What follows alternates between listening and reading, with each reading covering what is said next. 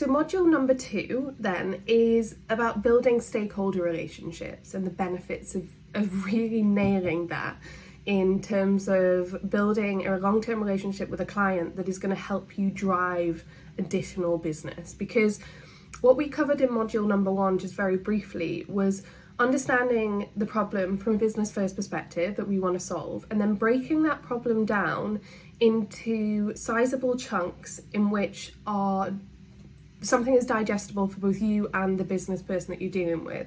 What this tends to look like is that you'll come up together with an MVP use case or a POC that you want to work on to take forward, right? So throughout that period, what you're going to be doing is working alongside your client to demonstrate the value of you as a service provider and also the benefits of your solution, right? And also you want to be thinking about how you can not just deliver this one project, but how do you create a relationship with the client that is going to allow you to deliver multiple projects over a long period of time. You know, often when we go into a client, we know that our solutions can help them with so many different things, but that is overwhelming often.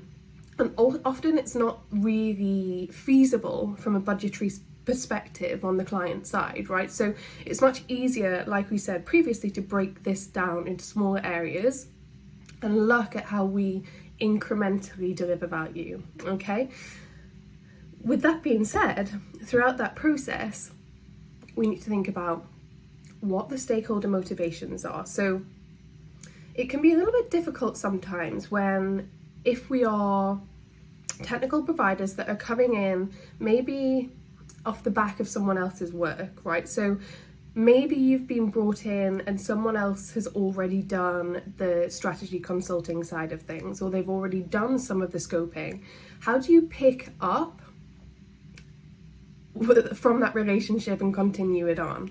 And so first step, it goes back to making sure you understand the problem at hand, right? Making sure you understand the conversations that maybe have already been had or that you need to have right now. And regardless of whether you've had them in the past, whether it's you, whether it's someone else, you need to go back and make sure you understand the business problem and that you are talking the same language. Fundamentally, it will always come back down to that, right?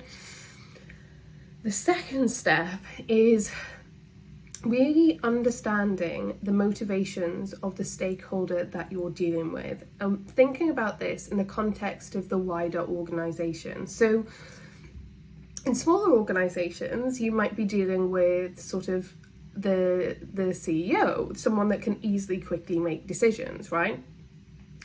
In slightly larger organizations, you might need to think about, okay, am I dealing with someone in technology here, someone in IT, or am I dealing with a business stakeholder? Their motivations for technology projects are going to differ, and you need to understand why, what, where, how, what they're doing them for, right? You need to understand this, because if you're going to think about selling your solutions on or building out this account and growing this account, you're going to need to understand what they want to do moving forward, right? How is this going to impact them directly?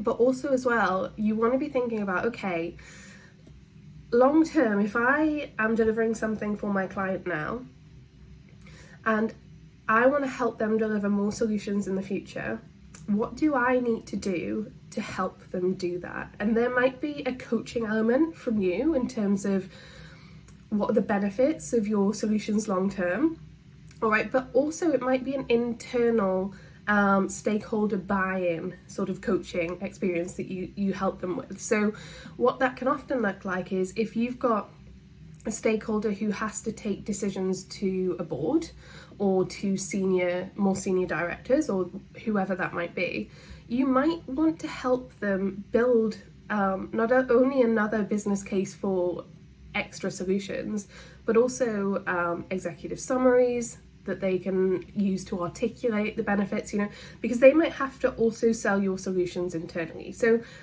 we need to think about about that and how we make that happen.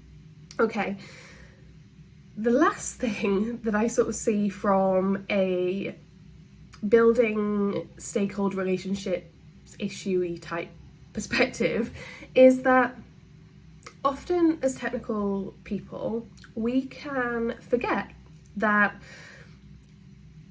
sometimes the concepts that we are discussing that would be normal between sort of you and I and our community are not always clear for people that are sitting outside of that realm, okay, if it's not everyday business for us.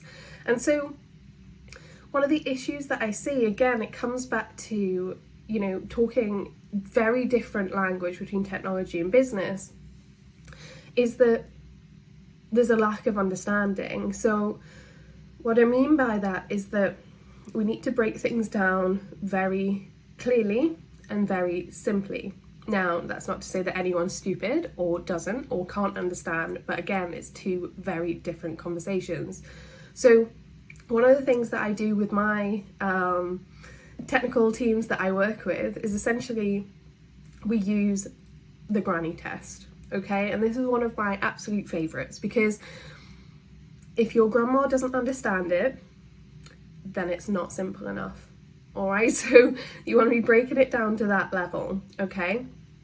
If you were going to have this conversation, your grandma, someone else's, all right, a grandma somewhere, right, would they understand what you are about to tell them? Because 9 times out of 10, they won't. And that is the level of conversation that you want to be having. Now, like I said, don't talk to anyone like they're stupid. That is ridiculous. But just understand that some of the concepts, especially from an emerging technology perspective, are a little bit alien to other people. All right, so just bear that in mind if you are trying to articulate the benefits of your solution to someone else, and it will really help you to build that client stakeholder relationship. You know, I think the sign of a genius, right, is that we can take long, big, complex solutions, concepts, whatever that might be, and articulate them very simply, okay? The sign of a charlatan is that they can't do that, okay? They will try and bamboozle people with language that doesn't make any real sense to anyone but makes them sound smarter, okay? So that is just breaking trust with your client, okay? Just help them and help yourself.